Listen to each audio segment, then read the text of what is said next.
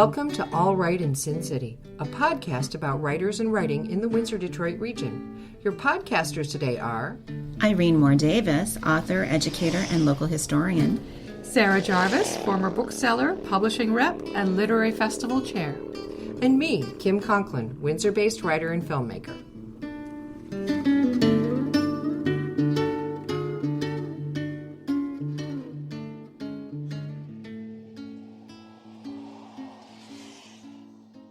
Alexei. Born in Iași, Romania, Alexei Ungurenaşu is a non-binary Romanian-Canadian artist. In their art and writing, Alexei uses words to bridge the distance, be it physical, emotional, or temporal, between themselves and the places, people, and moments that they miss. Alexei's work has appeared in print journals such as Exile Quarterly, as well as in exhibitions at the Arts Council Windsor and Region. They are a co-founder and co-editor of the Spot On Artist Interview Series, and they have editing and publishing experience from internships with publishers such as Black Moss Press. They have served as a member and contributor to the Arts Council Windsor and Region's Vanguard Youth Arts Collective, working on several projects that engaged youth through the arts and writing. Alexei has volunteered with ArtSite Inc. in downtown Windsor, helping to install artworks and assisting with exhibitions with the Humanities Research Group at the University of Windsor, serving as an undergraduate student representative on the advisory board, and being named a two-time finalist of the Y Humanities contest. And they participated in several Toronto-based arts and culture events and initiatives prior to arriving in Windsor. During their position as Youth Poet Laureate, Alexei hosted a monthly virtual series called First Impressions. Alexei and their guests interviewed one another, read a few texts from their bodies of work. Entering the talks with limited knowledge of each other's stories, life, passions, and writings, Alexei and their guests aimed to simultaneously display and transcend first impressions through the questions and words that they shared with each other and their audience. These things were watched by a lot of people. When Alexei first presented the idea to me, I said, of course, it's the pandemic, everything's online, let's do it.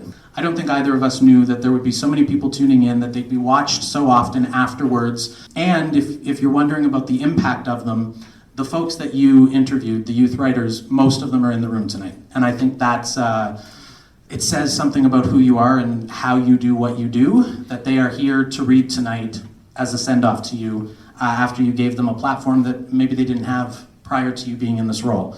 So kudos to you, that's how it's supposed to work. Alexei led writing workshops both in person and online, and a local writing group called the Windsor Warblings that has enough poems written to publish an anthology, if any publishers are interested. Alexei recently graduated from the University of Windsor with an honors BA in English Language and Literature and Philosophy. They graduated with great distinction, the President's Medal, and a few other awards and medals. Alexei's research interests include romantic literature, existentialist philosophy, and indigenous literatures and philosophies. They plan to teach English as a foreign or second language abroad. Without further ado, Alexei. Hello, hello. Thank you so much, Christopher. And thank you everyone for coming out tonight. Before we continue, I would like to remind everyone that tonight's reading takes place on the traditional territory of the Free Fires Confederacy of First Nations, which includes the Ojibwe, the Ottawa, and the Potawatomi.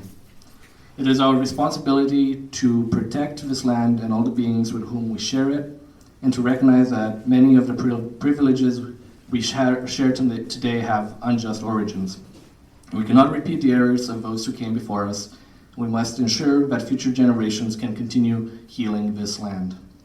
I am so happy to see so many dear friends, and I'm pumped for the exciting lineup of poets and writers who will share their words with us tonight. And tonight, of course, is my final reading in Windsor for the foreseeable future.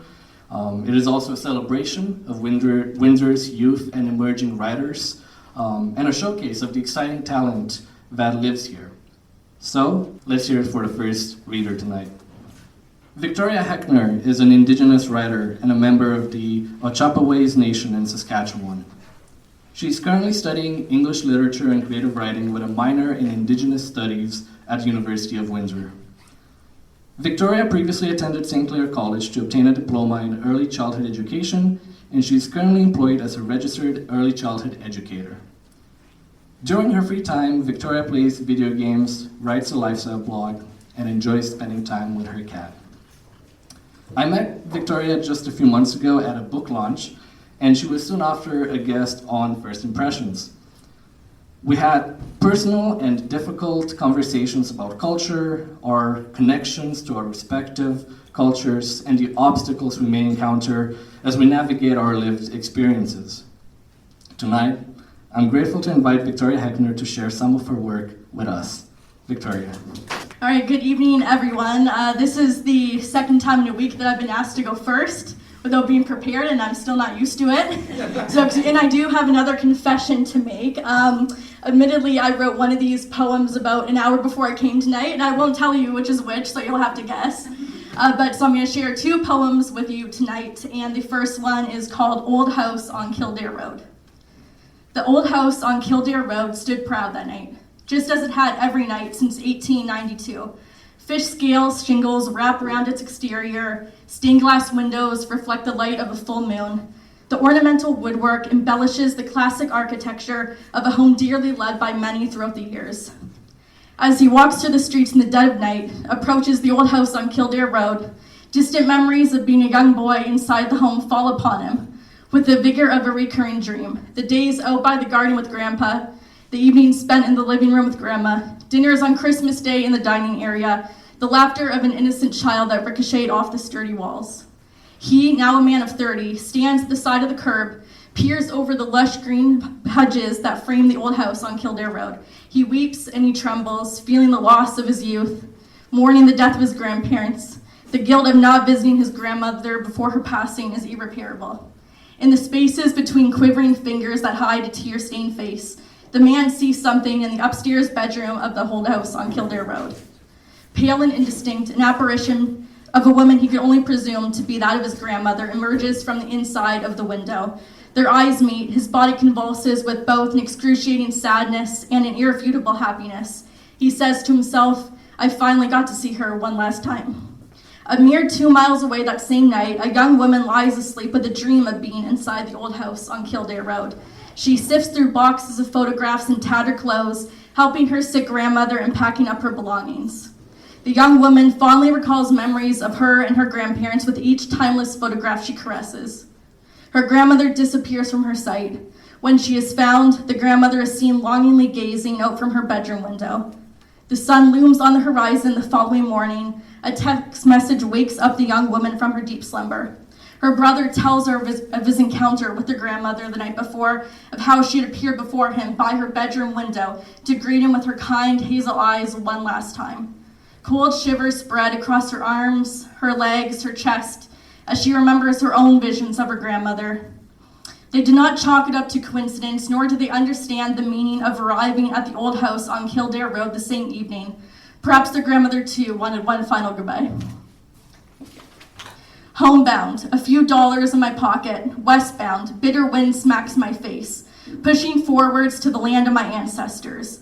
Sacred ground, precious earth, enveloped by the footprints of my tribe from members both present and past. Painful history of decolonization coexists with the resilience of a proud people, ingrained permanently deep within the dirt. A symphony of voices arise to say hello, surrounded by sage and soil, heard amidst a silence loud enough to split an ear. Day creeps into dusk, an evening sky creeps black. The choir continues to enthrall, growing louder with each echo. Tanzi, welcome. My ancestors speak to me, reaching out to the descendants of those who came after them. One tells me, touch the land. Another speaks, inspire future generations. One says, immerse yourself within the culture. A voice chants, protect the territory by respecting it and all which it provides for us. Tell their stories, make them proud. Reunited with family, a beautiful culture, an empowered nation that permeates my soul with utmost pride. The feathers on my moccasins brush against the surface of the earth, and I am home. Thank you. He comes from Makakoba, Bulawayo, Zimbabwe. He's a spoken word artist, storyteller, youth mentor, grassroots community organizer, and mental wellness advocate. His spoken word name is Zokhonto, which happens to be his bloodline's totem. Some of his recent publications include Best New African Poets 2019 Anthology by Moanaka Media and Publishing, and Ipikai Poetry Journal inaugural edition, among others. I think the first time I shared space with Mbonisi, it was virtually for a Zoom arts workshop or webinar, and I've been fortunate to continue crossing paths with him ever since. He has consistently watched and supported my First Impressions shows and other initiatives, and I'm always happy to see his work come up on my timeline as well. We were also finally able to meet in person for the first time at Artsite during one of their community connectors, where we played the drums and shared poems with the group. Please give a warm and loving welcome to Mbonisi Zikhali.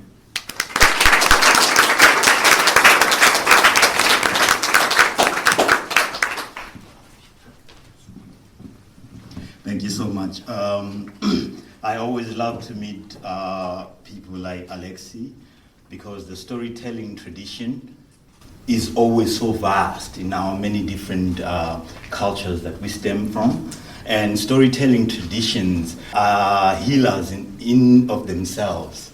And so I wish you the magic of words.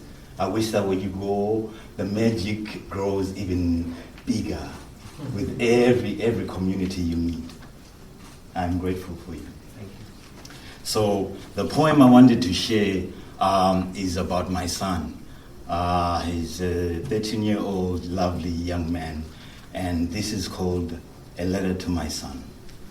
My son, ndodana yami, I wish you mountains that stoop down and crumble the tufts of hair on their crown, to create beach sand for shores that this world will not dare stumble into and pollute, where the music of ancient flutes is trapped in the shells that populate its blanket of pebbles and stones, which when thrown against the surface of the ocean, with each bouncing motion whisper back the secrets of the snails that died inside them, carrying hell on their backs and heaven in their hearts.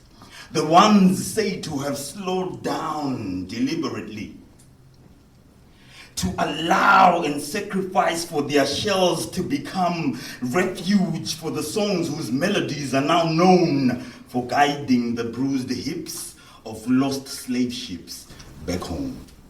My son, ndodana yami, I wish you to speak bright words the way light was named, with sound in attendance, and that I live long enough to tell you the story of how light and sound learned to dance for the first time, trapping the universe in 1 trillion light years of rhythm. My son, I wish that as you whisper your own name, you believe it, that each letter in it is a further inside the largest wing to ever host the wind, and that when you fly, you're not distracted fighting that wind, but just enjoying the aerial view. Ndodana yami, my son, I want to take all of the insults of this world on your behalf, so that you find half of the world's untruths about black boys shelved in some bunker somewhere. I would have walked back and forth through time to collect each falsehood and trap it in the underworld, not to burn a single one, but to remind you that another generation will be waiting upon you to collect the other half. Make sure that the collection is complete. Then make a bonfire and invite the neighbors, all singing together, screaming, "Fuck a racist!" My son, I wish that your teenage eyes will take long walks down the hallways of histories yet to be written, and that those that died gritting their teeth while holding on to olive branches can see you plant seeds and be proud. And that seeing you hunger to learn more will disarm their spirits and charm them enough to forgive the trees from which the spears that dug into their chests were carved. My son, I wish you the rarest form of love. The one that plays catch with itself, throwing boomerang kisses into the sky, knowing that the love will come back glowing with remnants of dying stars, and that each tiny sparkle of those dying stars will hustle its way back into the universe and become a fully blown sun. My son, I want you to know that the hourglass is a desert of seconds, ticking away until you are brave enough to shatter that glass and find water. Because that's what I wish for you. I wish you water to flow through the future, like hip-hop, like poetry. My son, I wish you an elephant's memory so that you remember to forget what they did to me. Write that debt to ancestry. Find your identity. But more than anything, my son, I wish that you remember that you are royalty. Bayethe Zokhonto Gabatela Mzilangata Mpangasita. Thank you. Thank you so much, Mbonisi. Next, Serafina Piasentin is a third-year student at the University of Windsor, enrolled in English literature and creative writing. Her passion for fiction and poetry has resulted in multiple anthologized publications. She's the author of 4 novels, and she's seeking to publish her debut novel. Besides reading and writing literature, Serafina also crochets, plays piano, and works as a lifeguard. Serafina and I were classmates for a semester, and once we've become friends and started reading each other's writing, we've been supportive of each other ever since. Her passion and commitment for the literary arts often inspires me to keep going. In both friendship and mentorship, Serafina reminds me that there is more to writing than just writing. There is soul too. Give it up for Serafina Piasentin. Thank you. Like Alexei mentioned, I am leaving as well. So a lot of these poems are about leaving. So I thought that was pretty fitting. So this first poem is called Last. I wrote this when about 3 days ago, I believe. So bear with me. We last until the last crescent moon sets, an unstained pen jotting the horizon. Out pours all. Blushing skies, untethered canoe, turtle family of 9 or more, fur guards shielding emerald blue ripples, white-capped and white fish. Claw clip fastens, makes us look older. We last to the last, memories whittled, under big dip stars and stomachache hikes. In 0.5 shutters, we redshift along long arms. Beneath twirling mist, breath-stealing dragonfly landing pads, waterfall swims. We do what we will not be able to later. Push. Push myself to submerge, to step, to sleep. With the raven at my back and our canoes gone, they went to dream. We last to the last push, the last plunge, the last perch is caught. We last through moss beds and daisy ears, canola fields and push and glide canoes. Through cool lagoons and unsalted fries, open-mouthed pottery frogs and glass shatter bridge. We last until painted sky, then we change. Moonlit words reflected in spilled ink in a language that only lasted in a dream. All right, this next poem was written pretty recently as well. Most of these are very new. And this is when I was beginning to pack for leaving and kind of putting my whole life into a suitcase.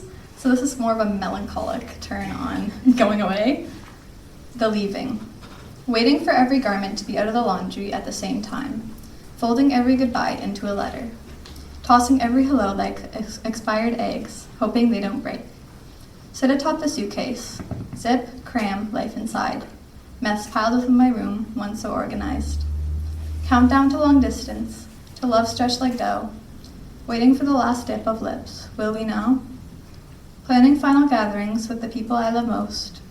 Packing hearts with memories to last 8 months. Now I'm faced with endless more, faceless faces, black canvas walls, white wings taking me to a world I've only seen written down. A week, and there won't be homemade cookies waiting for me at home. I will end on a slightly happier note. So this is more about finding your place in the natural world, about belonging. It's more so the sweet part of leaving, the finding. This is called population. Here, daisy seeds must rain from clouds. A giant gardener must trim the island trees, daisies popping between poplar. Barks, cream soda, can't open or pop. We mustn't be allowed to belong. We are rock throwers, teeth snappers, flower pickers. There is no way, no place. Yet the turtles pop their heads through lily pads and beg us for bread. In the shadow of the giant gardener, there is room, and 2 kayaks, pushing, flowing, circling the island. Water pops beneath rivets, gets stuck on rocks. We stick out with our painted green thumbs. Drag each kayak, flatten the daisies. Return to breathless bass. We take, we can't belong. Yet the turtles open their mouths to me. The river tugs at our kayaks. The pop goes in the recycle. Here, a seed falls from the gardener's hand. A daisy blooms around our hearts. We give in growth. We must belong. We give in awe. We must be one. The turtles agree. Thank you. Thank you so much, Serafina. And do I really need to introduce Marty Gervais? You probably already know him as Windsor's Poet Laureate Emeritus, publisher of Black Moss Press, professor at the University of Windsor, journalist and photographer, and of course, poet. I had the privilege to be a student in Marty's English practicum course and to work with him and Black Moss Press over the past year. Marty's advice and stories have been and continue to be of great help, and I am only one of the hundreds or thousands of writers who can attest to this. It's my pleasure to welcome Marty Gervais. Thank you very much, Alexei. I also want to say that after hearing the poems, stories tonight, I feel, that my idea about this community being rich in literature is shown tonight, and we're going to see more of it. I have a poem that I'd like to, I was going to read it the other night, and it's in keeping that we read it. It's about the Queen, and this poem was put on the Cultural Affairs site in the City of Windsor site. It's called The Queen's Annual Christmas Address to the Commonwealth, and I'm not going to read her address. First time that I ever heard it, and I was in Bracebridge, Ontario, when I heard this. It was Christmas, 1959, when I went off down the wintry street and down along storefronts all shut up, and my Christmas skates slung over my shoulders and a brand new hockey stick in my hands. I made my way to a friend's house, and he was waiting with his new skates, and we trekked over the ridge from where you could see the clock tower of the post office. It was now 10:30 a.m. We skated that morning on the south branch of the Muskoka River, just back of the lumber yard, the stillness in the sunlight, shattered by our sharp voices and our skates cutting deep into the cold and the slapping of sticks and maybe the bells of St. Joseph's Catholic Church. I remember that because a neighbor had come down by the river, and he told my buddy he was wanted at home. We sat on the riverbank to take off our skates, and he needled me about the Leafs beating the Canadiens in a game where it was clear the Rocket had lost his magic touch. We made our way back to his house, still laughing. His mom there to take our coats and hang them near the gas stove to dry. I noticed something was wrong. Her face red from crying, and I spotted the tissue wadded up and tucked into the right sleeve of her dress. She led my buddy to the parlor and whispered to him how her brother had died, how they had just gotten a long-distance call from London, and there had been some kind of accident, and he was dead. In the midst of all that came the message on the radio, blipping out across the silent room, the Queen's annual Christmas address to the Commonwealth. We stood in the parlor, the faded wallpaper of autumn leaves, the tin ceiling. I saw my buddy's mom resting on the sofa, a cup of tea balanced on her lap, her face turned away to the window. And my buddy stared at the floor. I had never heard the Queen's voice before. Never heard how she puckered those vowels, rounded out nouns, and pointed her verbs like torpedoes. I had never heard anyone talk about peace, the yearnings of those suffering, and we stood in a timeless pose, as if the monarch had known all about the news having befallen this family that Christmas morning. Thank you. Please welcome Marianne Mulhern. And I'm happy to read this poem because my friend Mary Lou is here with me tonight. When COVID was filling hospitals and there weren't any vaccines, and everybody was really scared, and everything was closing, we're all in lockdown wearing masks, Mary Lou and I decided to have lunch at her house. And so I wrote this poem, and Christopher made sure this was published. It's called COVID Lunch. My friend of many years invites me for lunch. At her table, we distance. Wine, food, and words bring us close. We've enjoyed meals in Windsor restaurants, joked with waiters, knocked back shots of tequila sent over by owners. This seems more special, coming together in a time of danger. Maybe COVID knocks at the door, scratches at the window. Thank you very much. Thank you, Marianne. Next up, lawyer, Rotarian, performing artist, hilarious person, poet, husband, father, all that great stuff, and really one of the loudest voices of support for the creative community.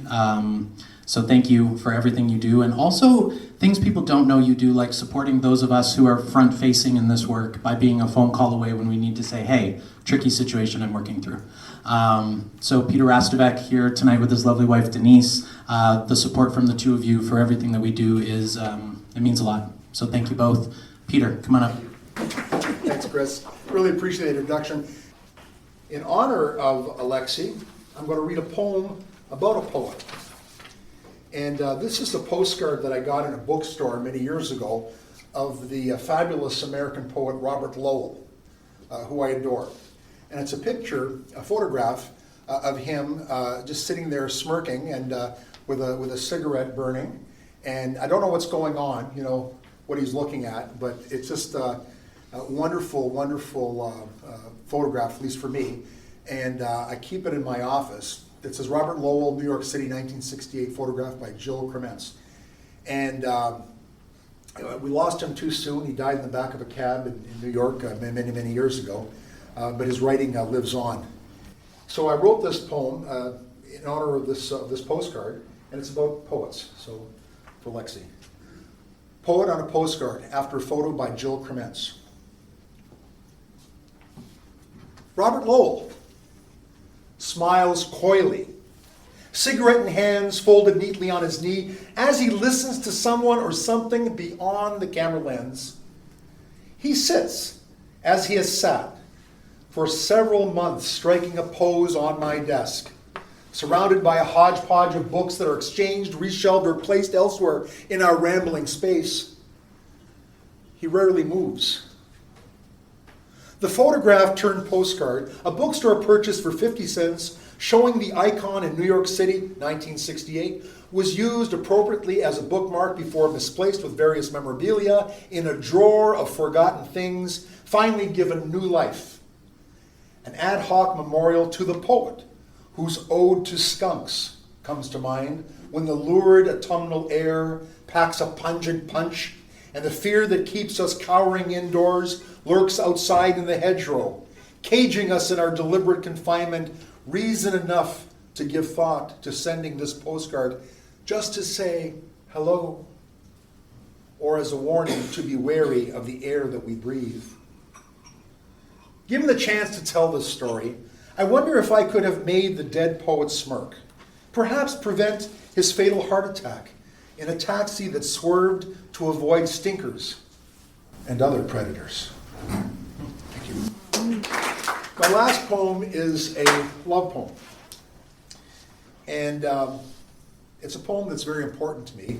It's very important to the people that I love, the people that I surround myself.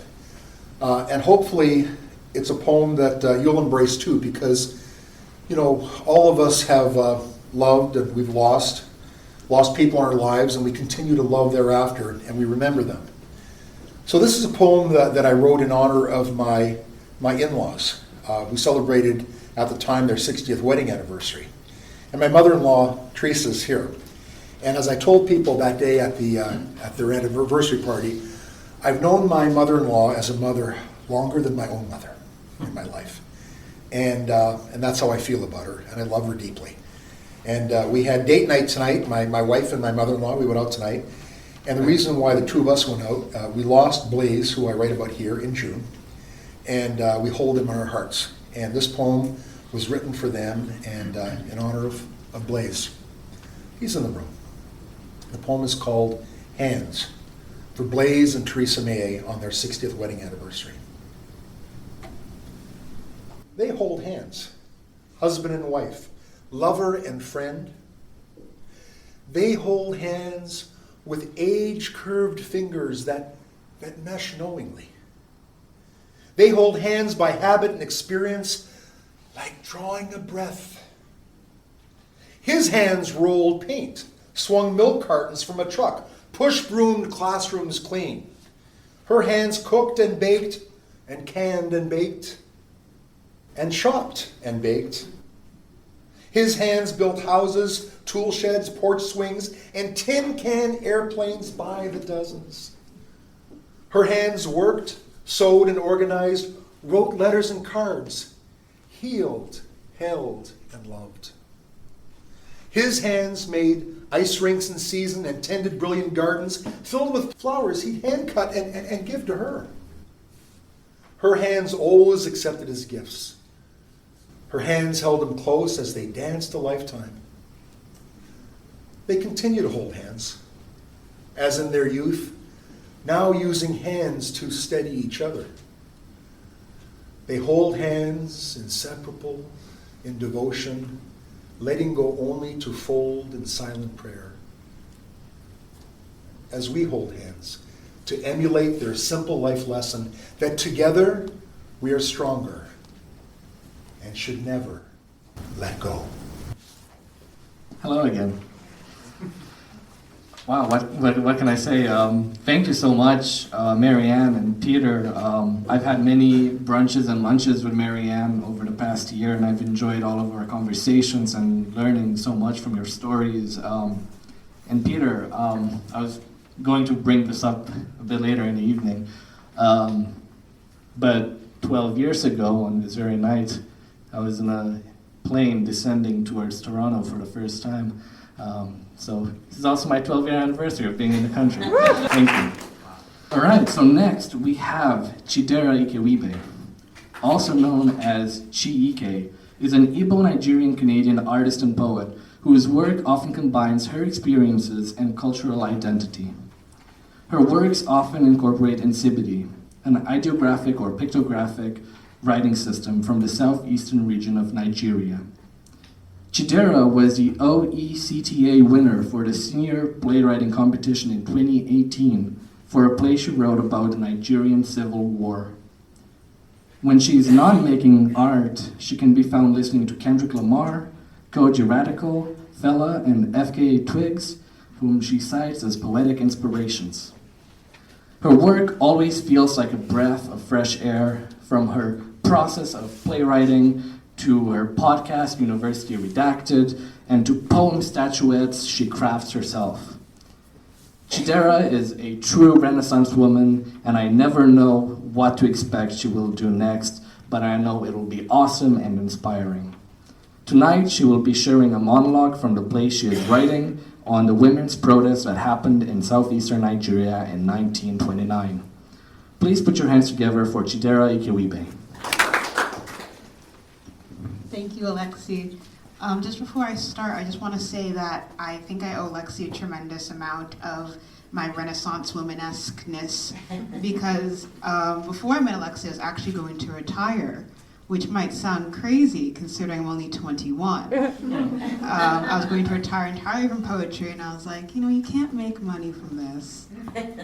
And also, I'm going through many mental health crises with university right now. Why don't I just drop poetry and become a clinical neuropsychologist right off the bat and just not ever write anything down ever again?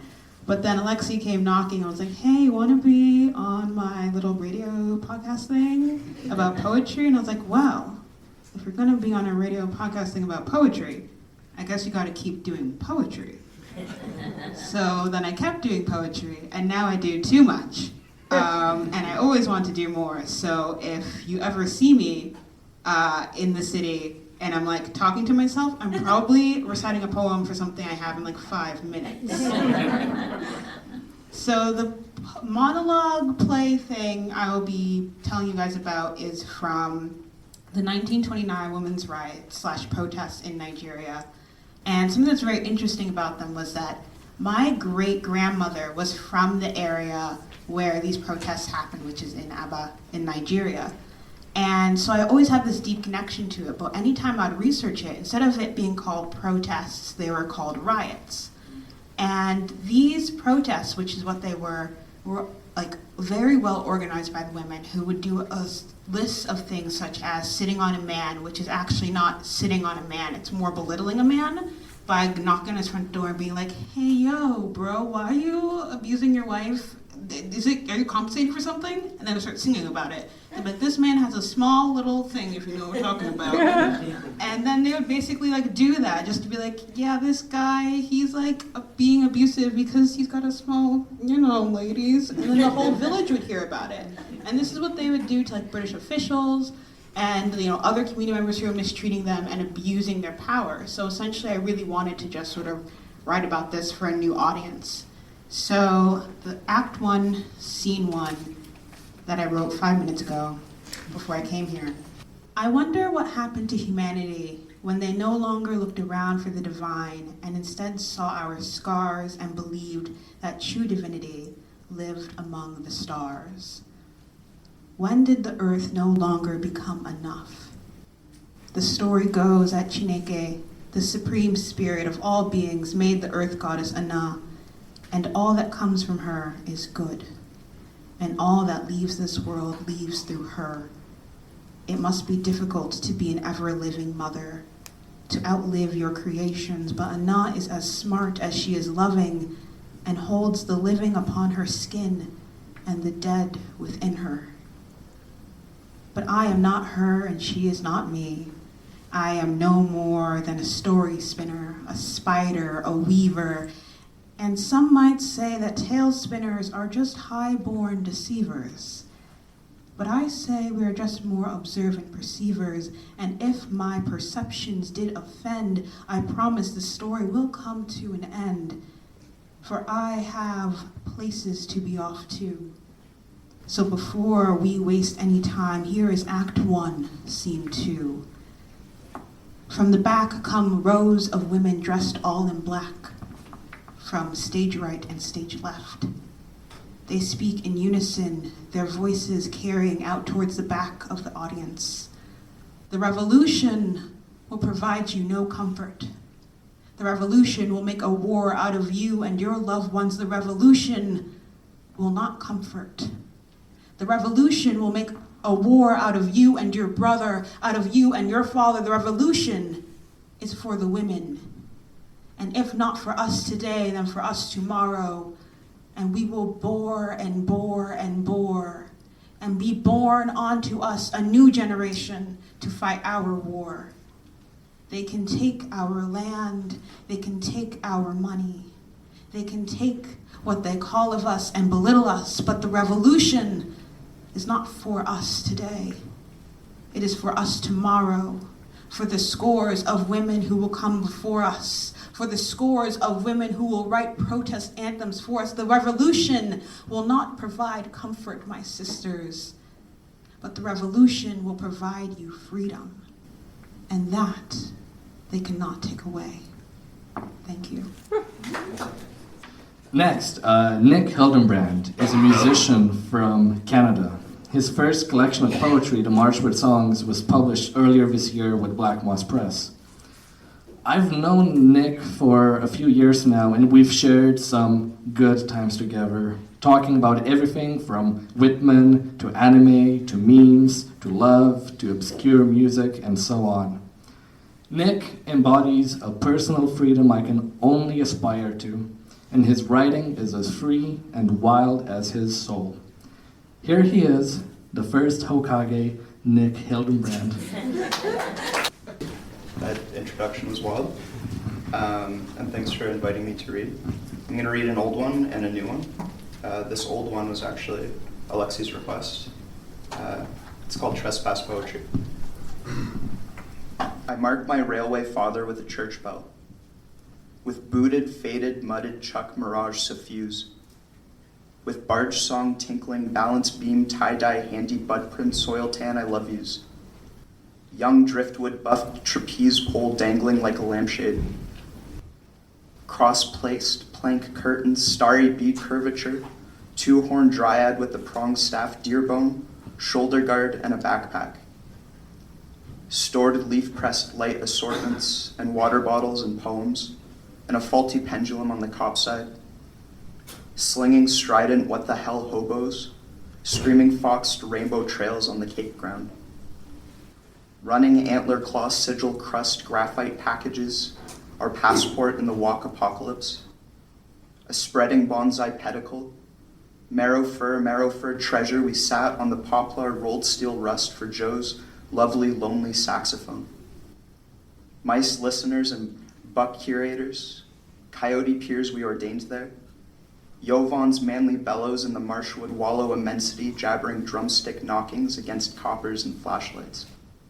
Eloping in the Georgic, loping past the pass sign, observing aeroplane bugs like comet darts burning, doe-eyed brothers gatekeeping at grade school soccer nets across the road, our entrance to the Lark, shouting the former grass-haired girl that wept by the wine bottle, purple-housed and checker-soled and beautiful, inscribing the bustling tract where I picture her golden wheat-shear face, Fenhill thrones of strewn cinder, thermos coffee, and hawk swells in the rinds of stumps. I announce her king cup quality in this wetland journal, shouting transience and insignificance and snappish dog bark samples and two ambling cowherds in the froth and quarantines for our sidestep records on St. Paddy's Day. This next one is my newest. This is called Little Heat Bugs. We glanced up toward the footpath eve like crumpled time Vitarka, resounding for an image, pinching buds of sorrel, cattail carpet sprigs that root from planted match grip, milkweed pins sprouting bushel hills, effluent spokes of melted plume ash, lucerne flecks for deer nest arcs, alfalfa rings, stretching down the crested stand, past the plateau pond, whose refulgent schools were waving hands of children, stonewort clouds that shine with copper arrows, protoleaf, fish-shaped, and the split-roof cabin, the pellucid form of crumbled road, where someone's license shot through seedbed, projected through time, sown one cycled summer, outlined still in sinking suns, the ebbing flow of threads and fabrics, exalting our natures, attuned to the sorbet sky. Thank you, Nick. I requested that poem because in my last semester of university, I wrote a short essay about that poem for a class, and I got a good grade, so I feel good. I'd like to welcome Jade Wallace. Their debut solo full-length poetry collection, Love is a Place But You Cannot Live There, is forthcoming from Guernica Editions in 2023. They are currently the reviews editor for Carousel and co-founder of the collaborative writing entity Made, whose debut collaborative full-length poetry collection, Zoo, that's Zoo with 2 Zs, is forthcoming from Palimpsest Press in 2025. Jade and I both received grants from the Arts, Culture and Heritage Fund at the beginning of COVID, and that's how I first came across their work, a Southern Ontario Gothic tour. And I've been keeping up with their work and Maid's work, and they always blow my mind and help me look at things in ways I never imagined before, which is precisely what poetry can do. But I'll let them show you. Here is Jade Wallace. Well, it's quite an honor to read for Alexei's farewell. Alexei has done so much for the community, so it's nice to give a little bit back tonight. So, because often in our conversations we've talked about a lot of philosophy and abstraction and conceptualism. So I wanted to read kind of a difficult poem. I wouldn't normally read it at a poetry reading. Usually try to do something mildly accessible, but none of that tonight. And it's also a poem that's very much about the kind of work that is slow and takes sometimes centuries, and that really does take a whole group of people to make work, which I thought would be appropriate for you. This is called We Have Made White Horses From. We have made white horses from salt water. They gallop across the sea, crested by the crisp foam of their manes. They stagger up the shores of the continents, leaving half-finished horseshoe loops of morticnia on the sand. We have made white horses from ether, tail raised like a flag, limbs sprung like semaphore arms. Words stiffen if they stay in one place. We have to let them shift, slip free. A lone horse multiplies in metaphor, a wandering point from which we navigate. We have made white horses from petals. In her hiding place, a girl contemplates the coarse limbs of the horse chestnut tree, coned with pale flowers. She says, "As long as this exists, I may live to see it." An auspice of happiness for a child trapped by the war upon her doorstep. Also the forecast of her catastrophe. Infectious cruelty will endure and find her out. What is coming for us? Gulls drift past the window, formless as clouds over the ocean. We have made white horses from disease. A messiah implies an antithesis. Both move over the land like a plague. We each dream that we are one of them, tightening the reins as our ash-gray mounts mince skittishly over bones.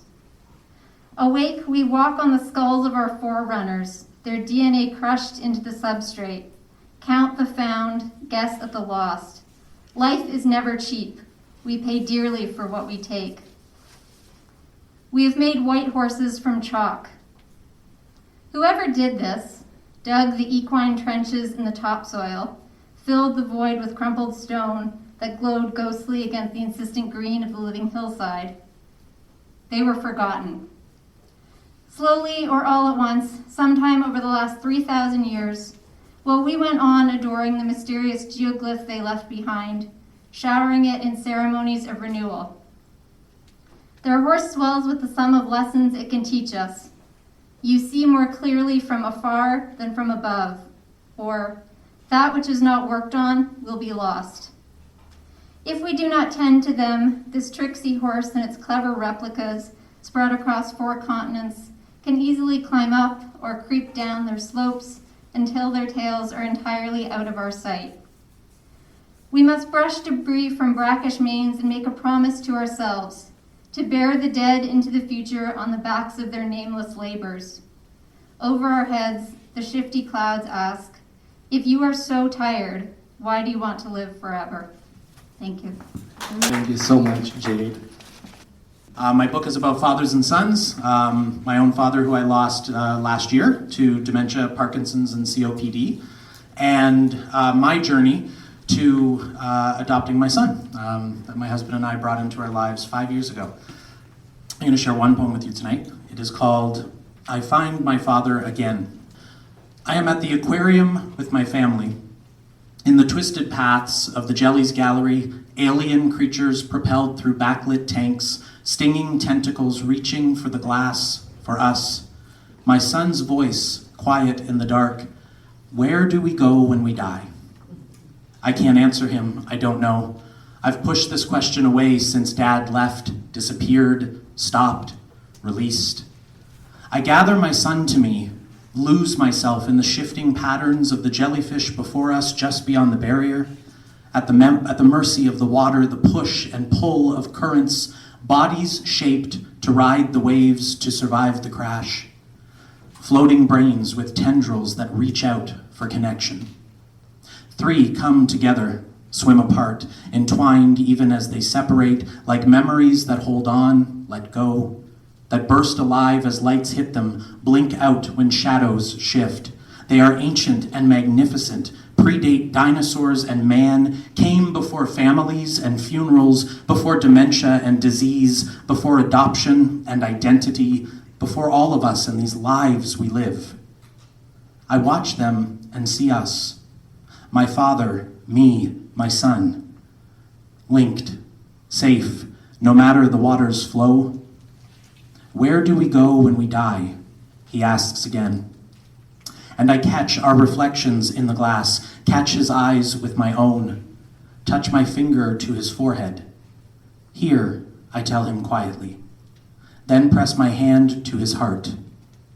And here. Thank you. Thank you so much.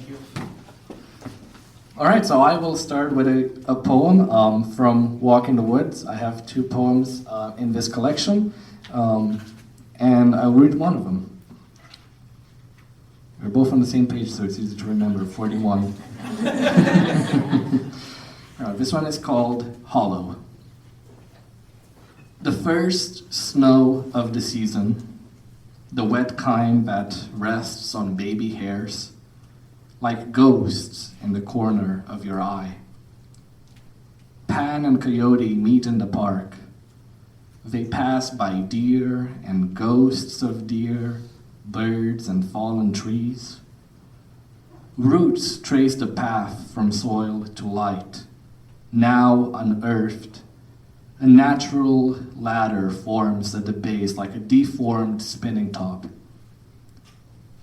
Pan lights up and coyote investigates a history of mud, leaves, sticks, the architecture of early frost. Every now and then, a hollow reveals its mysteries. Portals open to underworlds built from the skeletons of leaves. That's a poem. Nature, as you may notice in the poems I'll read tonight, is one of my main sources of inspiration. What fascinates me the most is observing and comparing nature in the many different places where I've lived and traveled. And parks such as Ojibwe Park are one of my favorite places to explore wherever I go. Next poem is dedicated to parks in Canada, Romania, and even the US. It's called Mahogany. You said I smell like mahogany teakwood candles, smooth luster pressed against your marble. Shower chair philosophy followed by metaphysical therapy in the park.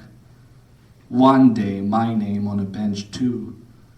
In lieu of Copeau afternoons, now Willistead will do. Summer walks in Griffith, but gets married in Guildwood. Victoria and Lyons knew no telescope could measure nor immortalize the day in all its splendid textures. So an ice cream sandwich melts absent-minded. Marble drips on wood, smells like Eminescu.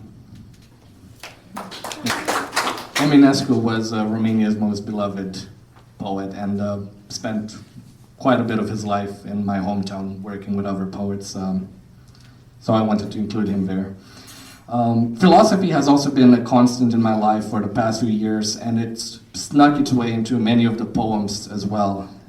Next poem explores more philosophical themes such as existentialism and post-structuralism, as well as important sociological observations inspired once again by nature and my local environments. It's called Fuchsia. Heralds of September, another anniversary around the corner. Birds that survive us pluck at dust on the ground, faced with the first stage, denial. No crumbs to explain this error in existence, the lack of reason for sudden disappearance. A crowd spills from an elevator, ghosts in suits, Cigarettes float on rooftops, offering relief from the second stage, anger. If ectoplasm could turn red, burn with futile resistance against a dying earth, one poison imitates other poisons. Fruit flies on the ceiling shake hands riddled with anxiety. They check tiny watches and itineraries to confirm a shared history, prepared for the third stage, bargaining. When all bets are off, labor goes unpaid. No rendezvous survives without relocation amid confusion. Ants come out once in a while, dodging beaks to send smoke signals to other anthills. From holy mountains to busy skyscrapers, the sacred becomes profane once more, envelops itself in the fourth stage, depression. The nothing I can do and I'm too small. When ants carry dozens of times their own weight, we fall short and succumb to the pressure. On a tree not too far away from here, fuchsia flowers resign to the tempest. Bells arranged to play funeral songs decide to play one more hymn instead. A wedding dance for the last stage. Acceptance. The initiation into the unknown. A marriage short-lived but lived nonetheless in structures, habits, plans, deals, economies of deterioration. The fruits of our labor will not go unnoticed by the fires and the winds.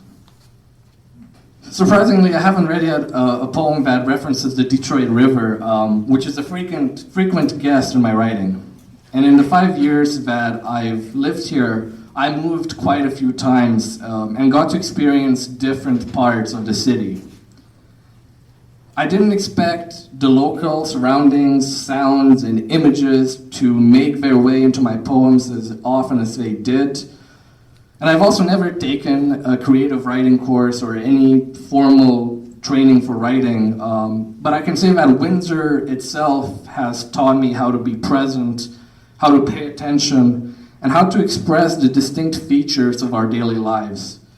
And here are 2 poems dedicated to the neighborhoods where I lived. This one is called Walkerville by the Water.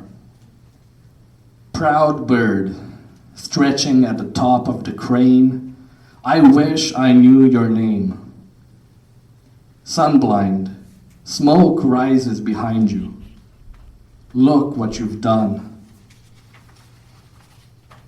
A shirtless man on a bike takes the shortest detour to pat the statue's back at the firefighter memorial. Traces of riverside sulfur mix with the distillery smell of rye. That's how you can tell Walkerville by the water. Seagulls practice flying against the wind when a jet ski bursts through their colony, forcing them to flight. All the half-hidden coves where lovers picnic and children play with sticks store whispers under the stones, ready to release them for the occasional lonely diner. In the time it takes waves to travel from ships to the shore, or for 24 street lamps to reflect cages in the water, you notice the perfect absence of abundance at nighttime. And the other one is called Lights in Sandwich, where I lived, I think, for 4 years, especially when I was in university. I map Sandwich between 2 lights.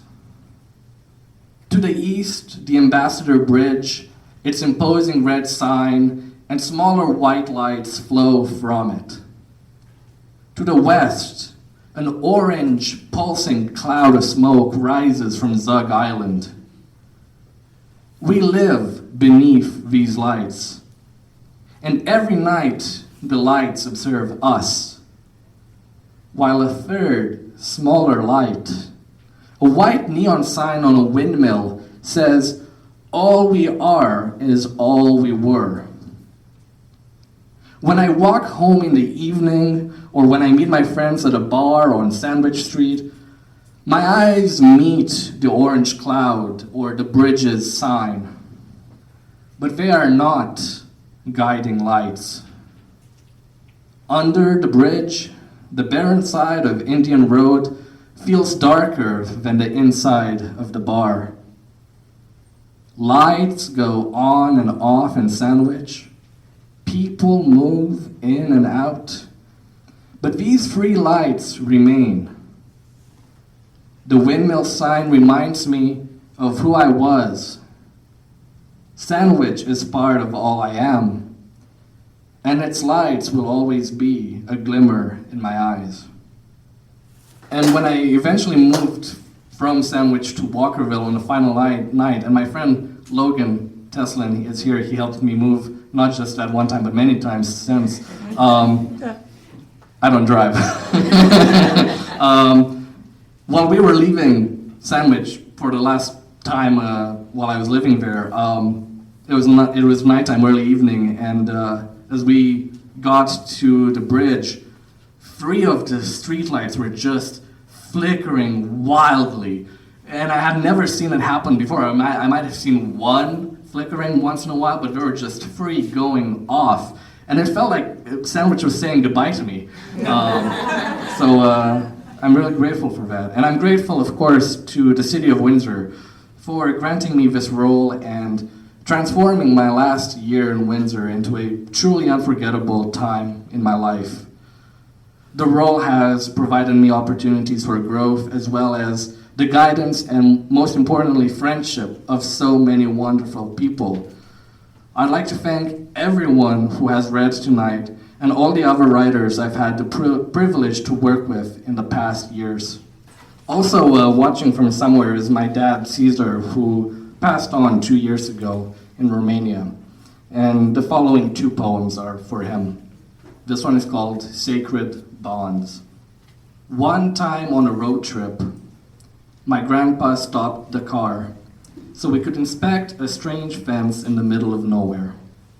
It was a cemetery. A plaque told the tragedy of Sarmashu, where 126 Jewish villagers were massacred and thrown into communal graves they had to dig themselves. My other grandpa was a holy man in socialist Romania. I keep a picture of him in my wallet because people say he looked like Rasputin, with his beard and bold stare. Before that, he was an engineer at one of the plants in Brașov, where he built planes while the country was occupied by the Axis powers. He probably didn't know about Sarmashu or the dozens of other massacres. My father always praised his skills both as priest and engineer. When he preached, he was a sorcerer healing people with his words, while his hands retained the memory of steel parts passing between them. My father never told me where his father is buried. I imagine his in a normal cemetery, surrounded by other priests, each atoning for their own sins. And the other poem is called You'll Live Here. The last time I called you, Dad, my uncle picked up the phone. He had just called an ambulance for you. I used to joke that I'd meet my brother for the first time at your funeral. The lockdowns kept me from going, and he didn't bother to see you either. A few years ago, you showed me where your grave will be, next to your mother's. We sat behind it and you told me stories from your youth. For 3 days, your family hid in a forest full of shrapnel-torn bodies when the Americans bombed Brașov in 1944. You were 7 years old. Your father became a priest in Iași, where you eventually met my mother. That was only after you had met 2 other women before her. All the kids at school thought you were my grandfather, I had the same impression until you taught me how to ride a bike on my 7th birthday. After I moved to Canada, I'd see you every other summer. A couple of years later, you looked surprised. I was taller than you. We soon had our favorite bars and cafes where you drank your cognac and taught me how to smoke cigarettes without inhaling. Although you couldn't always remember if I was 17 or 21, you always made sure to tell everyone I was working on my master's. Most stories don't begin at the end, but mine began in your twilight. I'll go to your grave again next year and tell you some of my stories. So here are a couple of poems to celebrate our city's artists and writers and the work they continue to do to make Windsor a better place for everyone. This one is called Meteor. My shoes half stuck to the mosh-spilled beer. I remember my life as a drum. The pneuma beat into me resounds once more. Return to dimness. The ringing in my ears, the maze of scattered chairs and tables. I share the good news with all the artists, so we celebrate ourselves within the riffs. Head bang to the distortions, between light spots dancing green and purple from the stage to the red hair flicker beside the bar. My friends shuffling, the hive mind active. Enough to lose my mind. Remember, this is Windsor. This is what we do here. This is home. And this one I wrote in the last semester of school when we were back in person at the university, and it's called Lines Written from My Couch in Walkerville. Between naps, waking hours, half and half awake after a day of walks, daydreams in Garamond, cold brew experiments, crouching between shelves, escape from stuffy office, walking up the stairs in Ledi, the epiphany, the inevitable end. White noise reverberates through brown walls. Study rooms echo like words in a dream. The struggle against entropy. Chaos in the boardroom. On the precipice of 75 days, April showers inbound. Nature takes its course between the lines. Pillows at each end like brackets. Sleep, the secret we keep on Valentine's. A murmur heard at a right angle. Head nods. A group of jellyfish is called a smack. The next two poems are not about Windsor, but they're about the places that I carry with me. The first one is called Details, and I wrote it towards the end of a trip down the West Coast a few years ago. A book in Chicago. Sunflowers on the table. The same book on a beach in Santa Monica. The first goodbye. Sunburn on my back at a bar in Denver. Grant says it will peel by the grace of God. My first time trying biscuits and gravy. Crossing borders disguised as a writer. A genealogy test from my uncle tells me who I'm supposed to be. Not that it matters. Postcard from Seattle. Guiding the blind clerk's hand toward the card, he asks and I tell him it's a picture of fireworks. 4th of July show with strangers. 3 weeks later, my mom holds my hand in La Ronde. We watch the sky explode in a fury of marvel and colors. Linden in my arms on the Canadian. The secret of lights playing at nighttime next to the train. The mountains surround us alone in the restaurant car. Handwritten notes on the train to LA. Brooke says she's a snake in the Chinese zodiac. Forests turn to deserts, turn to ocean, turn to me. Walking too close by the shore at the end of low tide, a wave brushes my leg. Now I carry the Pacific across state lines. Between the beach and the forest, a tent. The ground shakes with every crashing wave, rocking me to sleep. Bug bites on my arms itch next to a new tattoo, the results of catching a travel bug in Ferndale.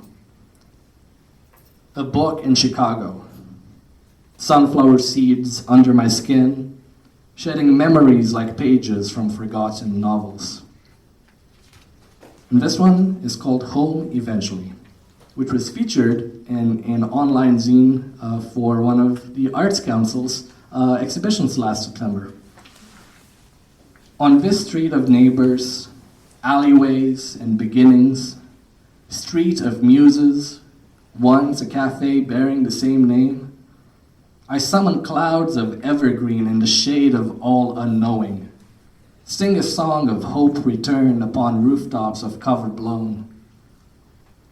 All the streets bow and shiver at the sight of passing time, once full of pride and splendor, their ruins speak slow decline. God only knows how many prayers took like rockets to the sky to bring back home the people who found their shelter outside. My steps spell uncertainty with every road I take, until I'll wander back to Yash. I'll be home eventually.